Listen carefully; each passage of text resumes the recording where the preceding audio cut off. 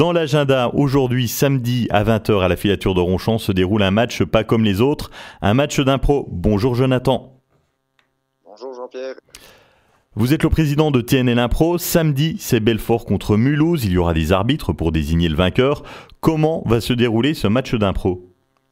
Alors le match d'impro, c'est tout simple. Il y a une équipe, donc nous Belfort, qui a invité une autre équipe Mulhouse. Il y aura donc sur le plateau tout le décorum d'un match de hockey. C'est le mixte et l'hybridation du match d'impro. C'est d'hybrider le théâtre d'impro avec le décorum du hockey. Le maître du jeu donc sera l'arbitre, lui qui va régir le temps des improvisations ainsi que les contraintes qu'il peut nous mettre et signaler des fautes s'il y en a comme dans le sport.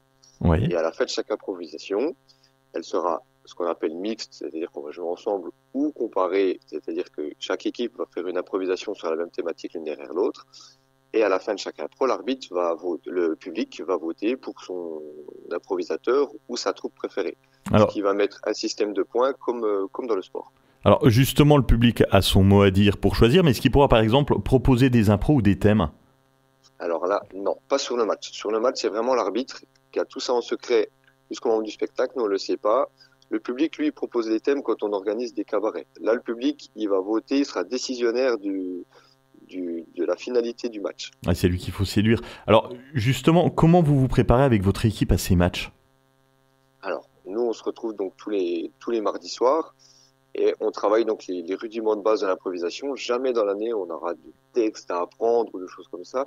Nous, ce qu'on travaille vraiment, c'est l'écoute, c'est la construction, l'acceptation, ce qui va permettre de pouvoir jouer avec des gens qu'on ne connaît pas, par exemple. Donc la Mulhouse est une équipe qu'on connaît très bien, qui a un très beau niveau de jeu.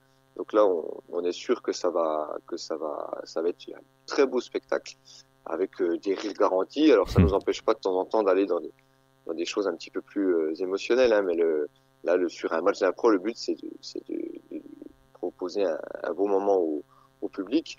Et si d'ailleurs l'arbitre, par exemple, siffle une faute qui ne plaît pas au public, il est en droit de lui jeter des chaussettes à la tête. Voilà, le public est acteur du jeu à ce niveau-là. C'est un métier dangereux. On se prépare toute l'année. Justement, vous, Jonathan, dernière question. À quel moment vous vous êtes dit, tiens, je vais faire du théâtre, mais du théâtre d'impro ?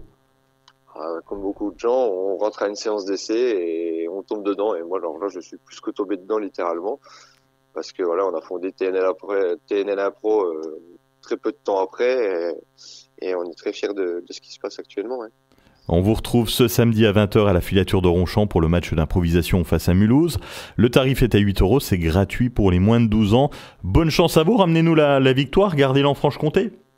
Voilà, c'est ça. Après, le but n'est pas de gagner, mais de proposer le plus beau spectacle au public. Et de toute façon, il y a un gagnant et un perdant. Et le but, c'est d'aller prendre la revanche pour faire perdurer le match d'impro dans la région. Donc, si tout se passe bien, il y en aura d'autres. Bon, ça sera avec plaisir. Merci d'avoir été avec nous. Bonne journée, Jonathan.